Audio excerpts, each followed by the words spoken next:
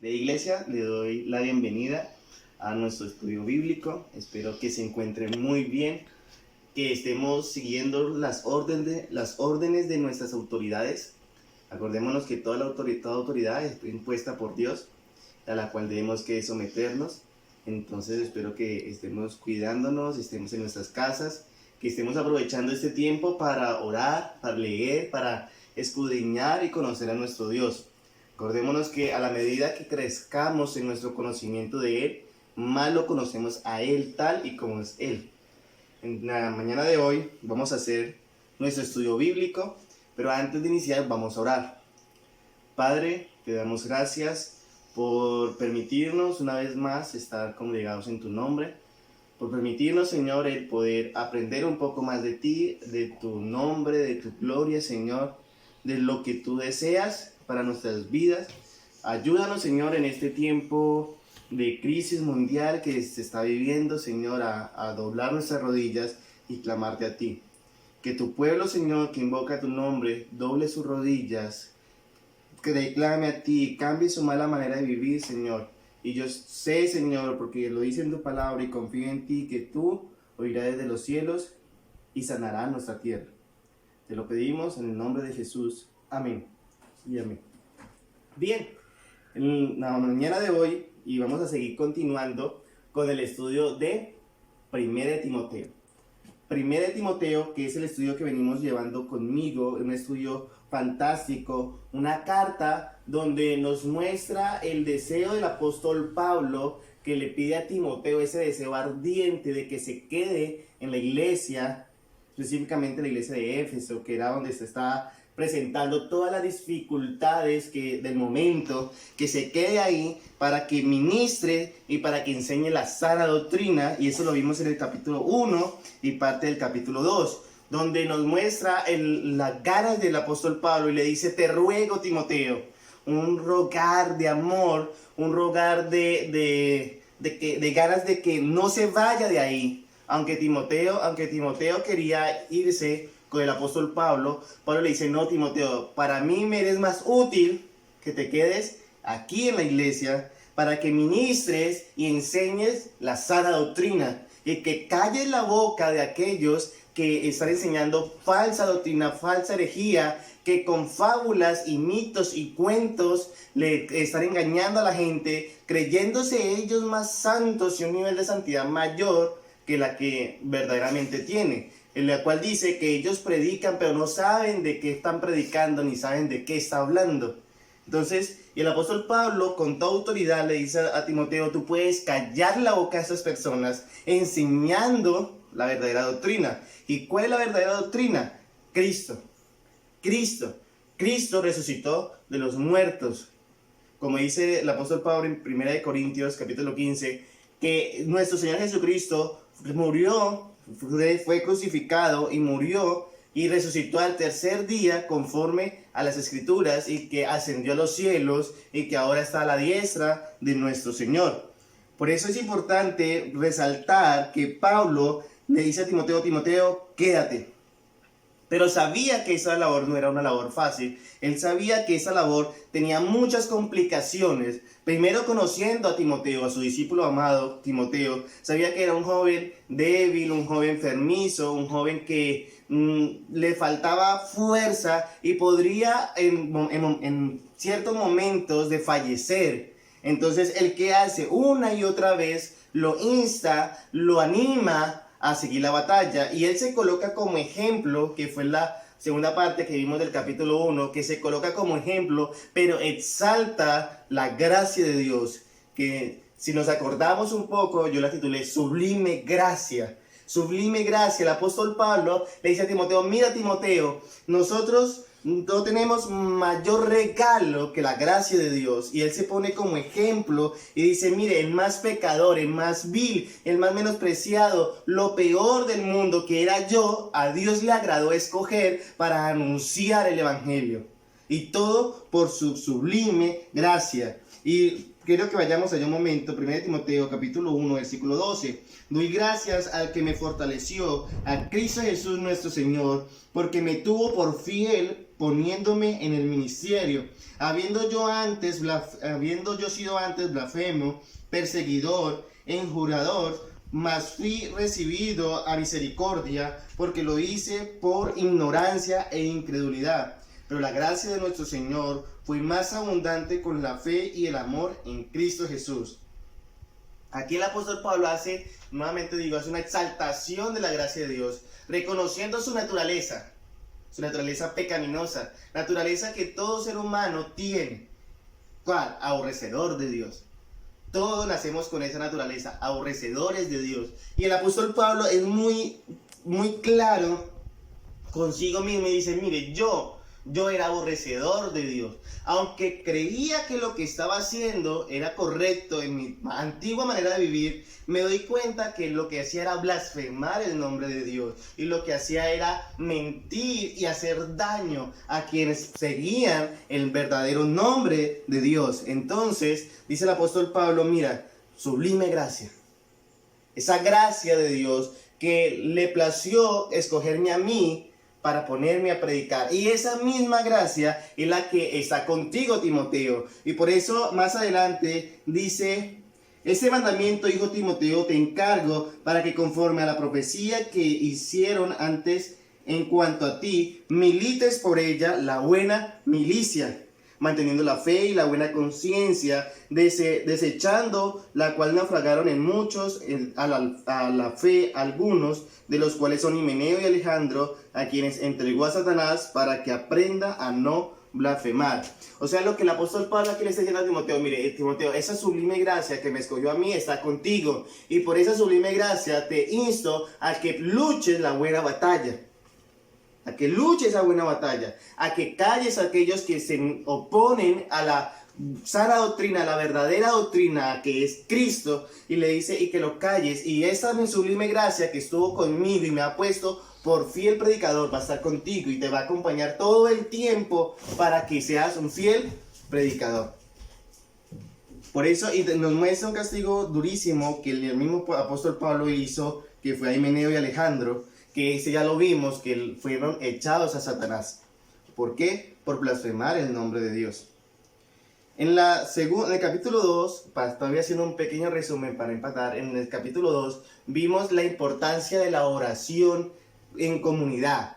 Esa importancia de orar no solamente en nuestras casas, en privados, a solas, que yo sé y estoy convencido de que lo estamos haciendo, sino también la importancia de congregarnos los hermanos juntos en armonía para orarle a nuestro Señor, para que haya paz en nuestra tierra, para que Dios sea dando sabiduría a nuestro gobernante y hallemos paz tanto interior como exteriormente. Y vemos, continuando el capítulo 2, vemos el rol de la mujer, el rol verdadero de la mujer, que ¿cuál es? Su hogar, su hogar. Tener a sus hijos en sujeción, a su marido contento, o sea, ser una mujer sabia que edifica su casa. Y lo vimos con el ejemplo de Tito, Timoteo, y vimos que la importancia de la mujer y el ministerio esencial de la mujer, ¿cuál es? Su hogar.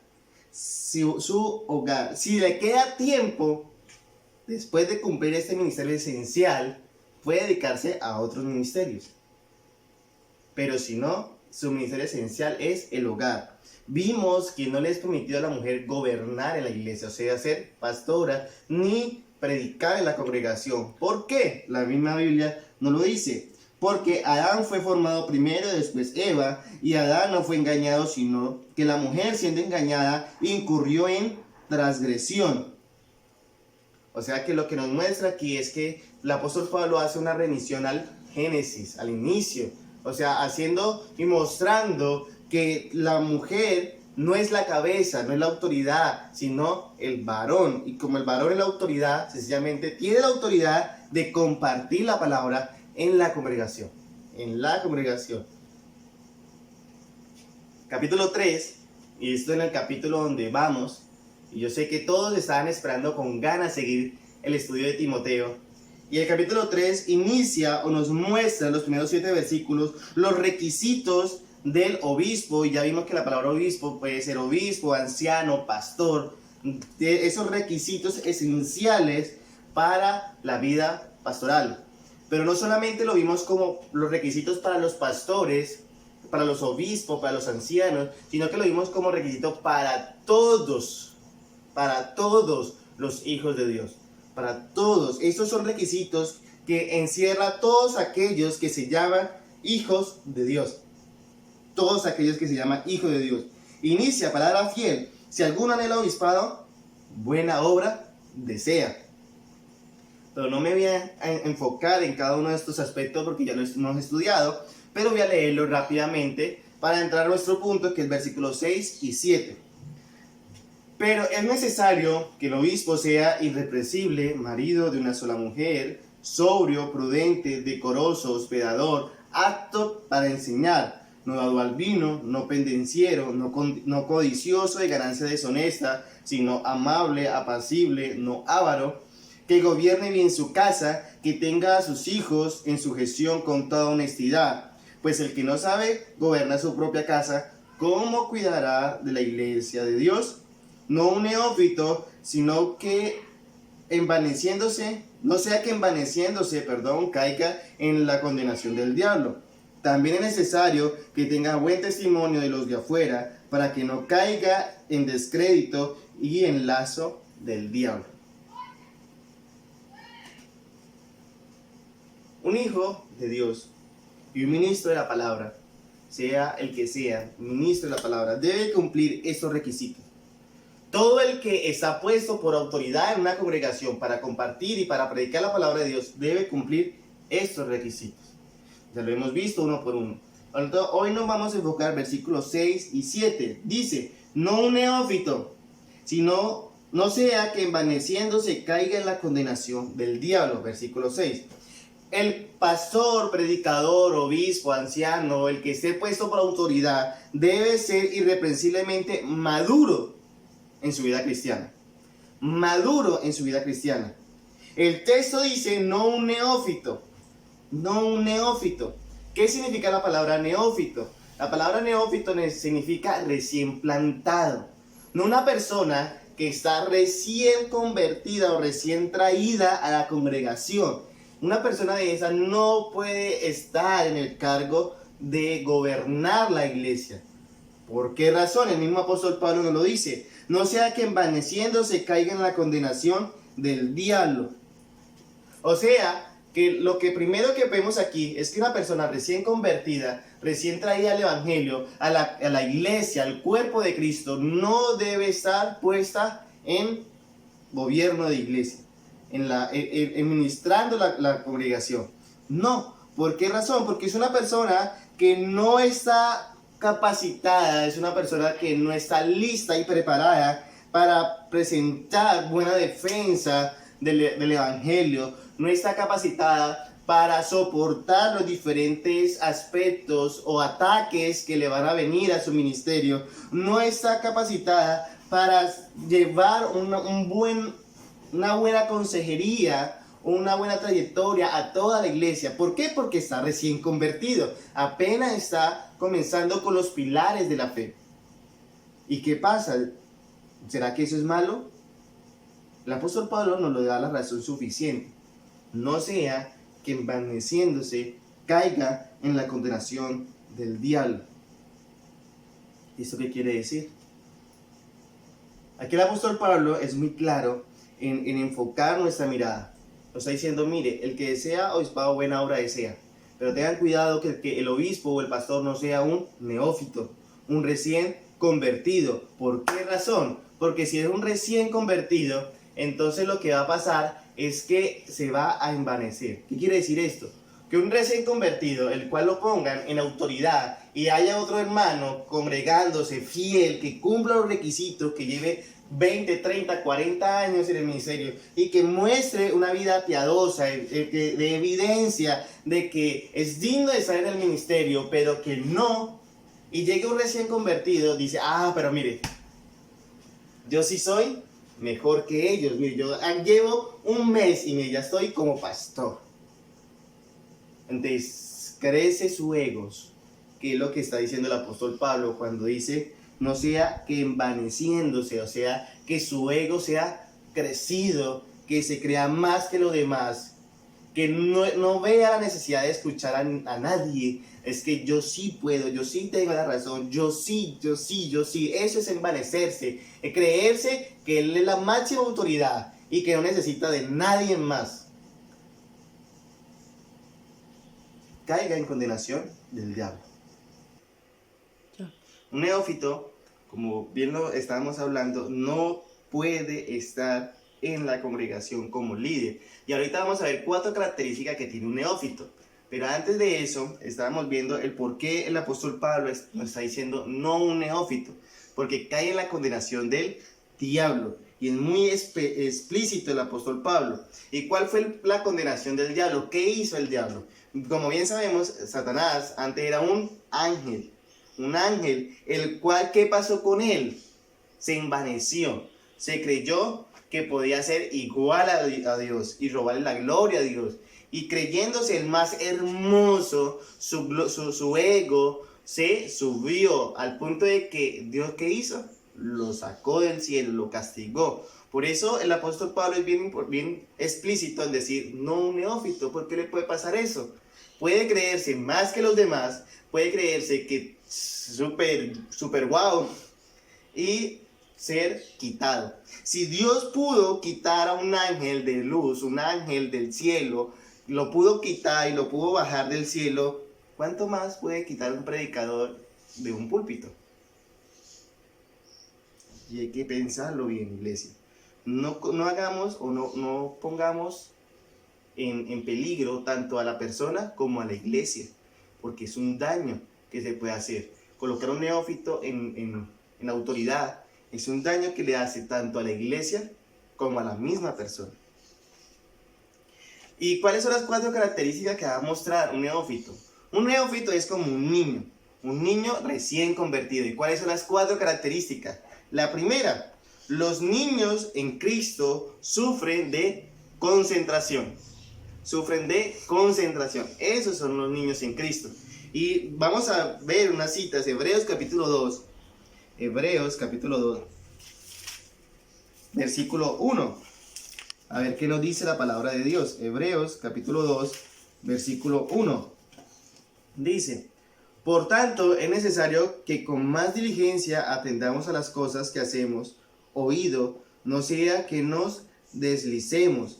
Porque si la palabra dicha por medio de los ángeles fue firme y toda transgresión y desobediencia recibió justa retribución, ¿cómo escaparemos nosotros si descuidamos una salvación tan grande, la cual, habiendo sido anunciada primeramente por el Señor, nos fue confirmada para los que oyeron, testificando Dios juntamente con ellos, con señales y prodigios y diversos milagros y repartimiento del Espíritu Santo según su voluntad? ¿Qué dice aquí el apóstol Pablo? El escritor de Hebreos, pongamos oído, o sea, prestemos atención al mensaje que se nos está dando.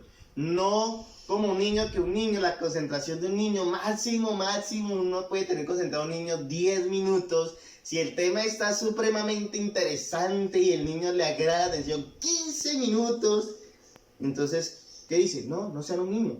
No seamos niños. O sea que un neófito es un niño. ¿Qué pasa con un niño? Que va a escuchar, pero se va a aburrir, se va a distraer, va a poner su mente a volar en otras partes. O sea, su cuerpo está ahí presente, pero su mente está en otro lugar. Esa es la característica de un niño. No presta atención. Capítulo 3, versículo 1 nos lo dice también. Por tanto, hermanos santos, participantes del llamamiento celestial, considerad al apóstol y sumo sacerdote de nuestra profesión en Cristo Jesús, el cual es fiel al que le constituyó, como también lo fue Moisés en toda la casa de Dios. Dice que estemos participantes, que estemos atentos. El énfasis del autor de Hebreos es a que ponga atención a todas las enseñanzas de las Escrituras. ¿Por qué? Porque un niño no lo hace y un neófito no lo va a hacer.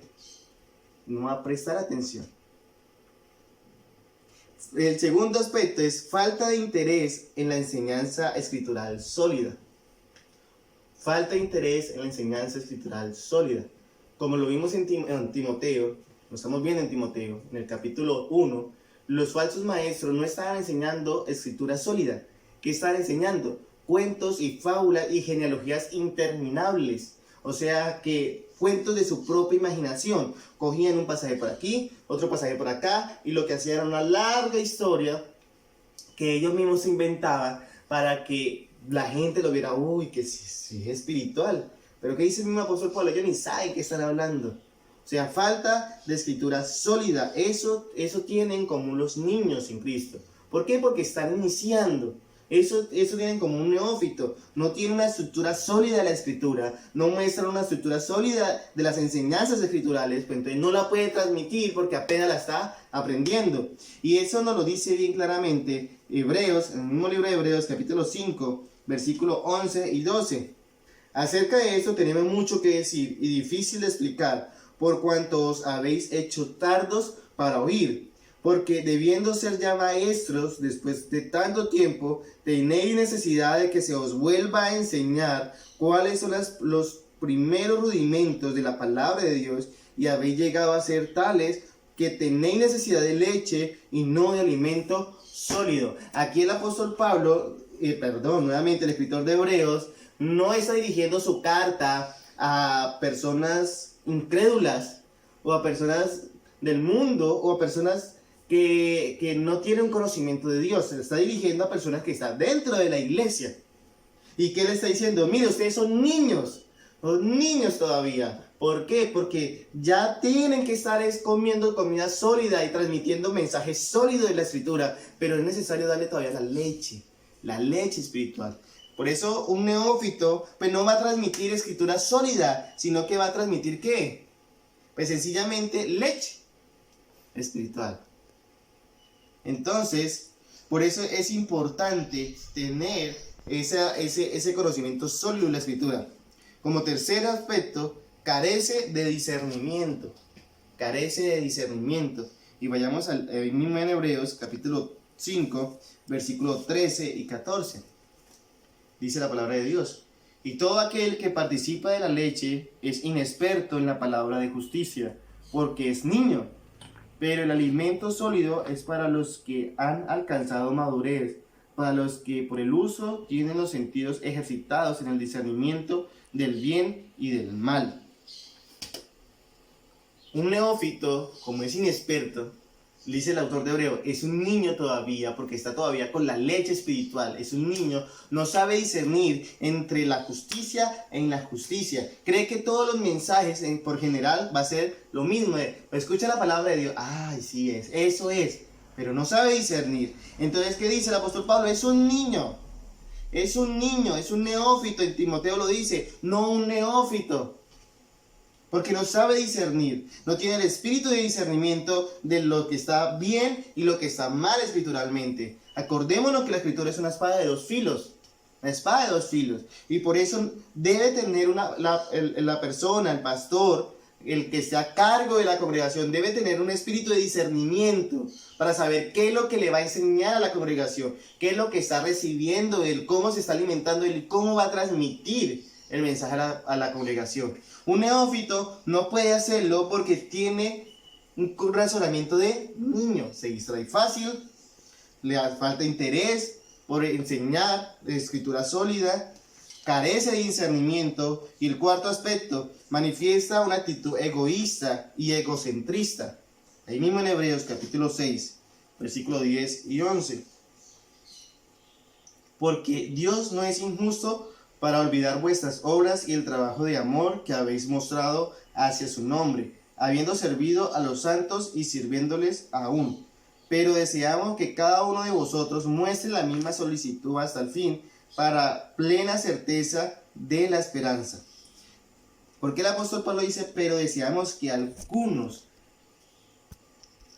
De Hebreos toma la palabra algunos, porque no todos están de la misma actitud para participar en las buenas obras de la fe, a los hermanos, sino que algunos, como lo mismo dice el autor de Hebreos, son egoístas, quieren que les sirvan a ellos, y egocentristas, quiere todo para ellos, el centro es ellos, no son los otros, y eso puede pasar con un neófito.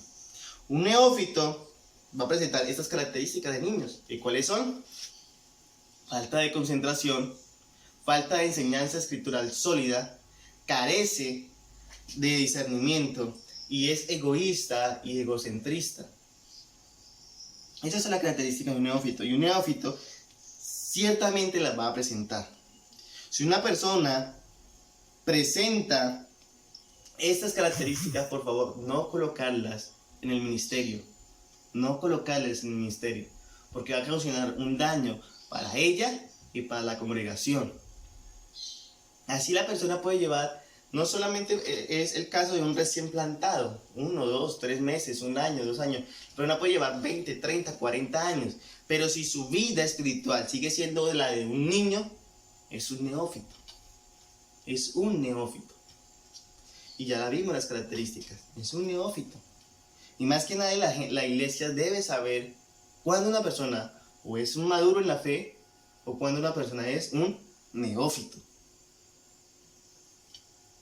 Queridos hermanos, ¿qué tanto estamos usando los medios de gracia para que nuestra vida espiritual crezca? ¿Qué tanto lo estamos usando? Iglesia, la puerta estrecha. Nosotros en el boletín semanal, nuestro siervo y evangelista Jordan está haciendo un estudio bien hermoso de los medios de gracia. ¿Cuántos de ellos estamos usando? ¿Lo estamos usando todos? ¿Estamos siguiendo esas enseñanzas fieles para ponerlas en práctica en nuestra vida y que nuestra vida espiritual crezca? ¿O seguimos siendo niños espirituales? Queridos hermanos, ¿cuántos de esos medios de gracia estamos usando para crecer en nuestra vida espiritual? Esa es una pregunta que solo la sabe la respuesta el Señor y cada uno de nosotros. Espero que como iglesia estemos creciendo en esa vida espiritual y no seamos niños, no seamos neófitos, sino que cada día seamos maestros de la palabra, maestros de la palabra de Dios, a fin de dar respuesta y razón a todos los que nos piden a nosotros respuesta y razón de la palabra. Porque ya vimos las consecuencias de un neófito. Y volvamos a Timoteo. Volvamos a 1 Timoteo, capítulo 3. 1 Timoteo, capítulo 3. Y vemos ya el versículo 6, que dice: no un neófito, no sea que envaneciéndose caiga en la condenación del diablo. Ya vimos qué es un neófito, ya vimos las características de un neófito, que son las mismas características de un niño. Ya vimos cuál es la condenación del diablo. Entonces, es bien importante para la salud de la iglesia, para la salud de la misma persona, no estar bajo o ponerla en autoridad eclesiástica. ¿Por qué? Porque todavía es un niño. Y cada uno de nosotros debemos examinarnos. ¿Qué tan maduros espiritualmente estamos? Debemos examinar. Ahora el versículo 7. Dice: también es necesario que tenga buen testimonio de los de afuera para que no caiga en descrédito y en lazo del diablo. Debe ser irreprensible con su testimonio con los inconversos. No solamente debe tener buen testimonio con la gente de la congregación, con los hermanos en la fe, sino que debe tener un buen testimonio con la gente de afuera, la gente con la que se relaciona diariamente, con la gente que convive comúnmente en su trabajo, en su diario vivir. Debe tener un buen testimonio de ellos. No me imagino yo a mi persona como pastor de la congregación estar compartiendo la palabra de Dios y estar hablando sobre tener un buen testimonio de afuera y poder que venga otro de afuera: pero usted ¿qué habla? Si mire, usted tiene su esposa y allá donde estuvo trabajando tiene un amante y usted la pasaba cada 8 días tomando. ¿Ese es un buen testimonio? Yo me puedo mostrar muy santo con los hermanos en la fe, pero con los de afuera mi santidad debe ser la misma.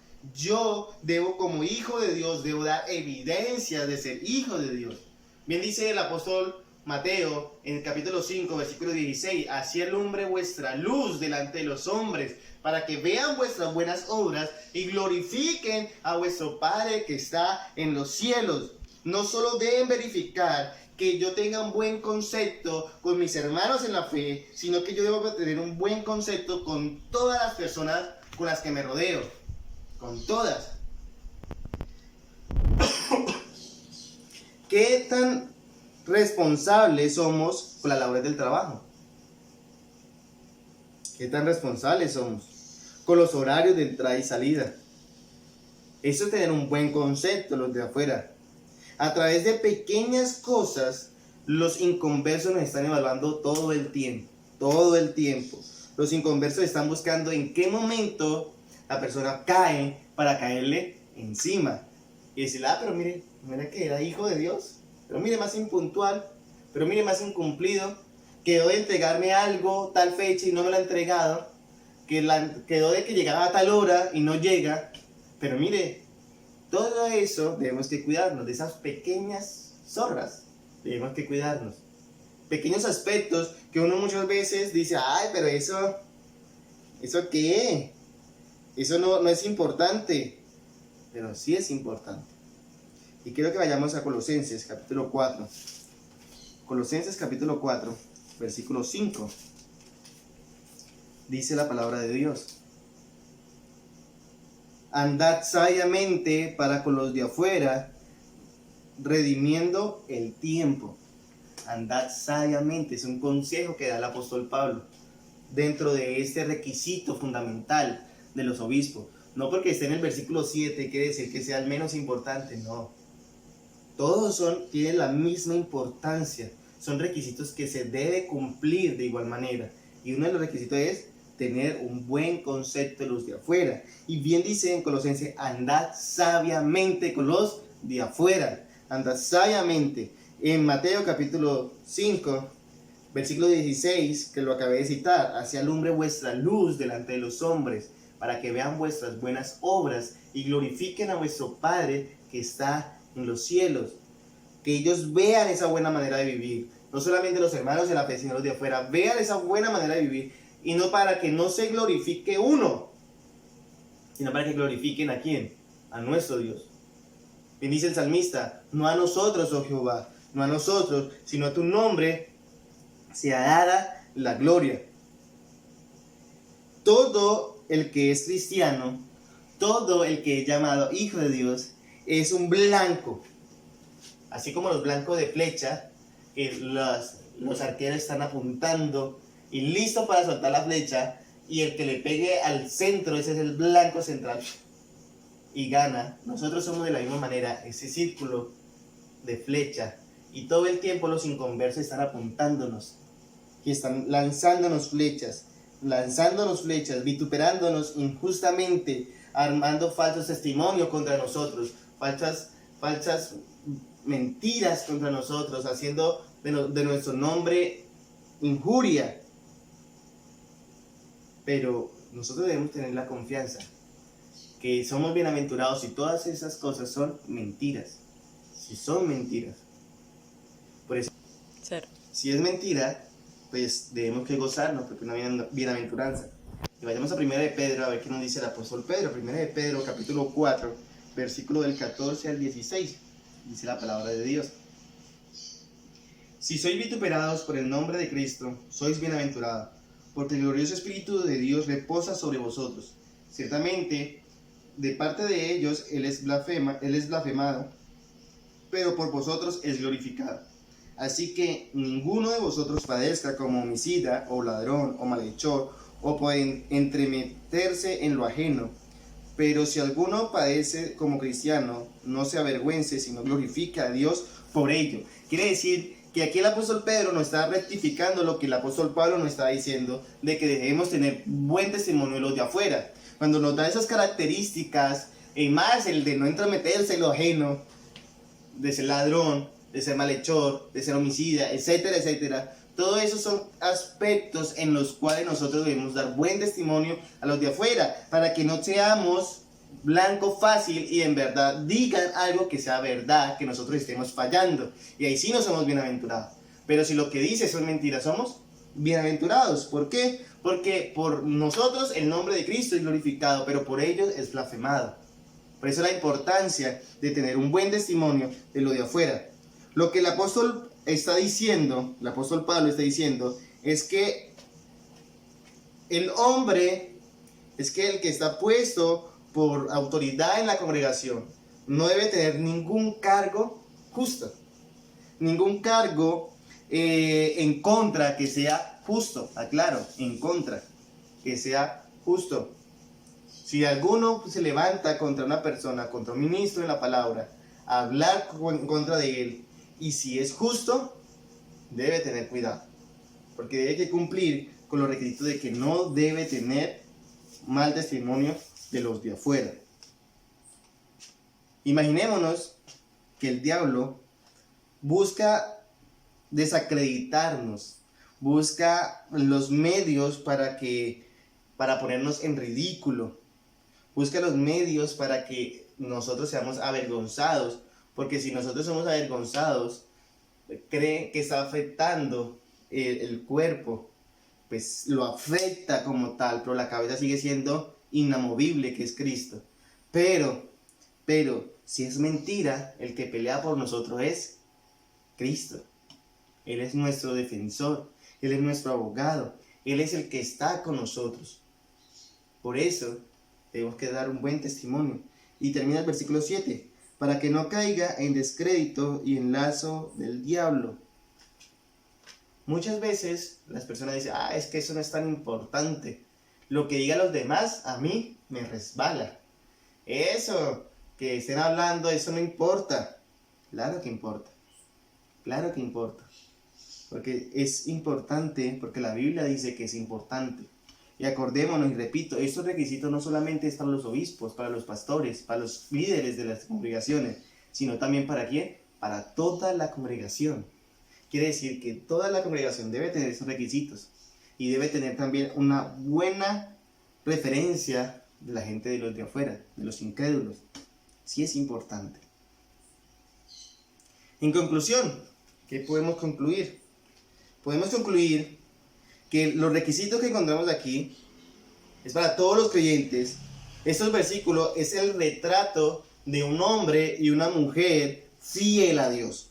Un fiel retrato del hombre y de la mujer, que se dice ser llamado hijo de Dios. Queremos saber cómo nosotros nos podemos medir si estamos o no estamos andando en comunión con Dios. 1 Timoteo capítulo 3. Ahí está el fiel retrato. Veámonos a la luz de la palabra. Midámonos a la luz de la palabra. No nos midamos a la luz de otro hombre. No nos midamos a la vista de otro ser humano. Midámonos a la vista de ¿quién? De Cristo, de la palabra de Dios, que ella es la que nos muestra qué tanto y qué tal estamos en esa comunión con Él, en esa coyuntura con Él, en esa unión con Él, cómo estamos viviendo, cómo estamos andando, cómo estamos viviendo a la luz de Cristo. La iglesia de Cristo no es un negocio solo para los pastores, como muchos dicen. Es que la iglesia es un negocio de los pastores. O la iglesia, la puerta estrecha, no es una iglesia solo de los pastores, del pastor Pedro Nel, del pastor Andrés Felipe. No. La iglesia de Cristo nos corresponde a todos nosotros. A todos nosotros. O sea, todos nosotros estamos llamados ¿a qué? A compartir la palabra, a ser ministros de la palabra, a vivir fielmente delante de Dios y delante de los hombres.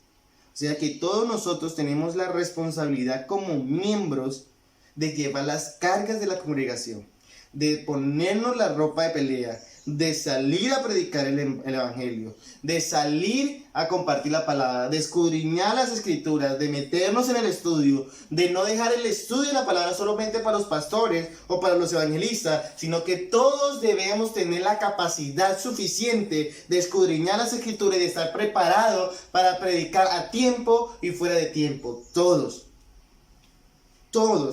Esto no es solamente de un grupo de personas, esto es de todos los que se llaman ser hijos de Dios. Por eso el apóstol Pablo nos da estos requisitos fundamentales para nuestra vida, requisitos fundamentales para que nuestro diario vivir sea conforme al diario vivir de Cristo. Y poder así llevar esas cargas juntamente los unos con los otros.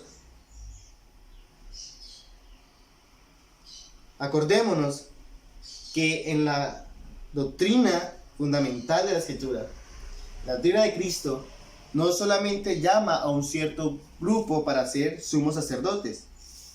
Acordémonos que Cristo nos compró, y dice esto en 1 de Pedro capítulo 2, versículo 9. Mas vosotros sois linaje escogido, real sacerdocio, nación santa, pueblo adquirido por Dios, para que anunciéis las virtudes de aquel que os llamó de las tinieblas a su luz admirable. O sea que eso es una labor de todos. No hay excusa. No hay excusa. No, pero es que yo me puedo echar mi canita al aire porque yo no soy el pastor. No. Nadie me está viendo, ¿sí? Dios te está viendo. Tomarme una cervecita, un sábado que sale uno de trabajar y tomarse una cervecita, eso no es malo. Hombre, ¿en qué lo ayuda en su santidad? ¿En qué lo ayuda? Cada vez que nosotros vayamos a hacer algo, preguntémonos, ¿esto en qué ayuda a mi santidad? ¿Será que haciendo esto glorifico el nombre de Dios? Acordémonos que solo y debo gloria, solo gloria a Dios. Todo lo que nosotros hagamos debe ser siempre para glorificar el nombre de Dios. Entonces pensemos, ¿será que esto glorifica el nombre de Dios? ¿Será que esto exalta el nombre de Dios? Lo que voy a hacer, sea lo que sea que vayamos a hacer. ¿O será que no ayuda nada en mi santidad? No glorifica el nombre de Dios. Lo único que me va a hacer es apartarme más de Él. Analicemos, mire, todos somos real sacerdocio. Todos somos linaje escogido. Real sacerdocio. Nación santa. Nación santa. Pueblo adquirido por Dios. No tenemos excusa. No tenemos excusa, iglesia. Tenemos excusa de decir, eso no es para mí. Eso que lo haga otro. Para eso en la iglesia tenemos 2 pastores y tenemos un grupo de evangelistas. Eso que lo hagan ellos. Sí. Es la labor de todos. Presentarnos fiel, que estas características que terminamos de estudiar del obispado, que es una característica que nos mide a nosotros, tenemos que cumplirla todos, porque mira lo que dice el apóstol Pedro. No hay excusa, iglesia. Y como segundo que podemos sacar de conclusión, es que Dios envía obreros a sus mies. Y si en verdad nosotros amamos el cuerpo de Cristo, vamos a cumplir su mandato. ¿Cuál mandato? El de rogar al Señor de la mies para que envíe obreros a sus mies. Ese mandato está en Mateo capítulo 9, versículo 38. Vayamos allá. Mateo capítulo 9, versículo 38. Dice la palabra de Dios: rogad pues al Señor de las mies que envíe obrero a sus mies. La mies es mucha, los obreros pocos. Rogad al Señor de las mies, sean esforzados y valientes. Esfuérzate y sé valiente. ¿De qué? De tener siempre esta palabra en su mente y en su corazón, para que sea obrero aprobado, para que sea ese obrero que es enviado por Dios para ir a esas mies, que las mies es mucho y los obreros son pocos, para compartir su palabra y para recoger esa mies. Una manera fácil de evaluarnos con tanta intensidad es mirar con qué tanta intensidad nosotros amamos a la iglesia de Cristo. Y para ser más específico, para evaluarnos con qué tanta intensidad nosotros amamos a la iglesia en la que Dios nos ha puesto. ¿Somos simplemente esos miembros de cada 8 días? Que me da lo mismo si los pastores, si el grupo evangelista están bien, no. Me da lo mismo ir, sentarme con una actitud hasta a veces irreverente y ya vine, cumplí.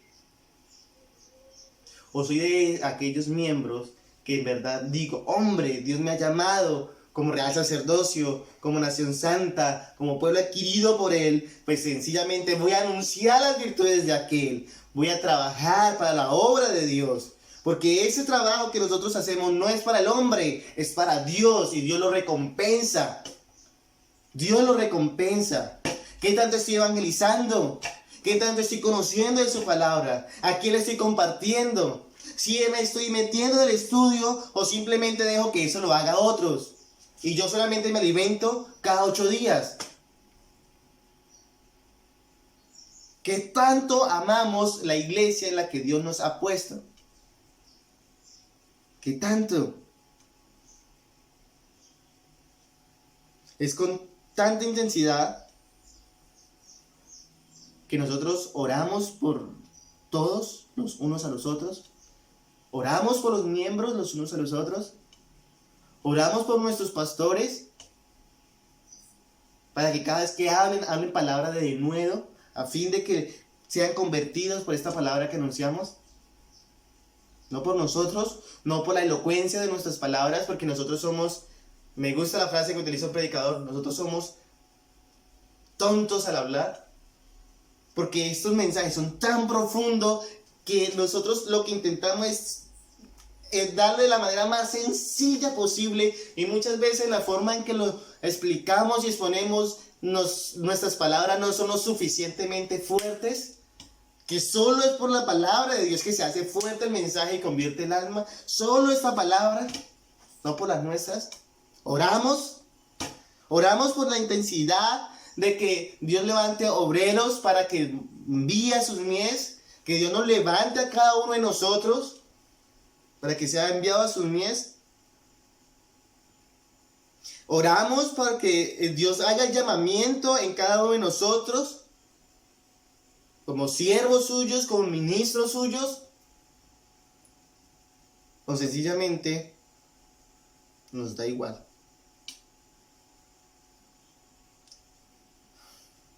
Para terminar, quiero contarle una de las historias que más me ha gustado y me ha impactado personalmente. Y es la historia de Juan Calvino. Juan Calvino era un hombre y su llamamiento fue muy particular porque era un hombre enfermizo que él buscaba un descanso de su cuerpo. Cuando Juan Calvino cumple los 24 años, se dirige a la ciudad de Estamburgo. En la ciudad de Estamburgo va allá simplemente a descansar y a dedicar toda su vida a estudiar. Solo al estudio y escribir libros y descansar. Su pensado no era predicar el evangelio. Y él se fue para allá para dedicarse a escribir libros y estudiar toda su vida y descansar. Pero hubo un cambio de planes y el plan que él llevaba no era el mismo plan que Dios tenía para él. Cuando llegó a Ginebra, uno de sus amigos se enteró que llegó ahí y fue a visitarlo. Y el nombre de su amigo era Guillermo Paredes. Cuando llega a la mansión donde estaba Juan Calvino, con gran gozo le dice: Calvino, en esta ciudad hay una gran obra evangelista. La gente necesita obreros como tú para evangelizar y compartir la palabra. Calvino simplemente le dice: Guillermo, yo he venido aquí es a descansar, a estudiar y a escribir libros. Mi descanso para mí en este momento es primordial. Guillermo, entristecido, coloca sus manos en la cabeza de Calvino y le dice: Dios maldiga su descanso. Fueron las palabras de Guillermo. Claro, con una declaración así cualquiera se levanta y pone a predicar. Ese llamamiento que le hace Dios a Calvino por medio de su amigo Paredes. Cuenta la historia que desde ese momento Calvino dedica toda su vida a compartir la palabra y hace una gran obra evangelista en Ginebra. Cambió los planes, pero para gloria de él. Iglesia, si nuestra vida es una vida de descanso, si nuestra vida es una vida de reposo, pensemos, no vaya a ser que Dios no lo bendiga, ese descanso. Porque no hay mayor descanso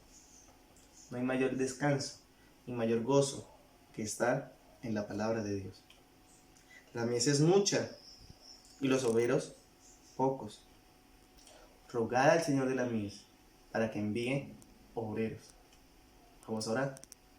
Padre, te damos gracias por permitirnos el estudiar un poco más de ti. Te doy gracias, amado Señor, porque eres tú el que me usas como instrumento en tus manos para anunciar tu palabra, para anunciar tu evangelio. Perdona mi debilidad, Señor, perdona mis pecados. Yo sé, Señor, que por tu gracia, por tu infinita gracia, es que me has puesto aquí, Señor, a predicar tu palabra. Me has puesto como pastor de la congregación, Señor. Y ruego a ti, Señor, que todos mis hermanos se den cuenta de ese llamamiento que tú haces para anunciar tu evangelio, para anunciar tu verdad, Señor. Para que tu nombre sea enaltecido y sea glorificado en todas las naciones. Primeramente, empezando con los que nos rodean, Señor. Compartir tu evangelio con los que nos rodean. Ayúdanos, Señor, a medirnos con Cristo. Ayúdanos a medirnos con la palabra. Que nuestro conocimiento cada vez crezca más. Ese conocimiento de ti crezca más, Señor. Te lo pedimos en el nombre de Jesús. Amén. Amén. Iglesia, un anuncio importante. Pues recordar los cuidados que debemos que tener. Ya iniciamos el estudio del MIS. Ya a los estudiantes les envié el libro con el cual vamos a iniciar nuestras clases, que es el módulo de escatología. Entonces ya los tienen, por favor cumplir con las lecturas necesarias para iniciar las aclaraciones de las dudas que tengan. Otro tema importante, no olvidar las reuniones de Semana Santa, Jueves Santo, Viernes Santo y Domingo. Todas las vamos a hacer en la mañana, si Dios nos lo permite. Entonces, si seguimos con esta medida de cuarentena, de aislamiento, vamos a seguir haciendo así virtual, vamos a estar grabando, vamos a estar subiéndola. Los animo mucho que no se tomen el tiempo de descanso, como hizo Juan Calvino, que tomó un tiempo supuestamente para descansar de su vida espiritual. No tomemos descansos espirituales, porque no hay descansos espirituales. No hay vacaciones espirituales, perdón. Porque descanso sí lo hay, lo encontramos en la palabra. No hay vacaciones espirituales, no la tomemos como vacaciones. Por el contrario, usemos este tiempo para enriquecernos, para orar los unos a los otros, para estudiar su palabra. Y el tiempo de Semana Santa usémoslos, esas predicaciones, para estar unánimes en familia, escuchando la exposición de la palabra de Dios. Los animo para estar pendiente, los animo para que sigamos orando y para que sigamos unidos en Cristo. Los amo, iglesia, los amo en Cristo a todos. Y recuerden que la bendición de nuestro Señor Jesucristo, el amor de Dios y la comunión del Espíritu Santo esté siempre con cada uno de vosotros. Dios los bendiga.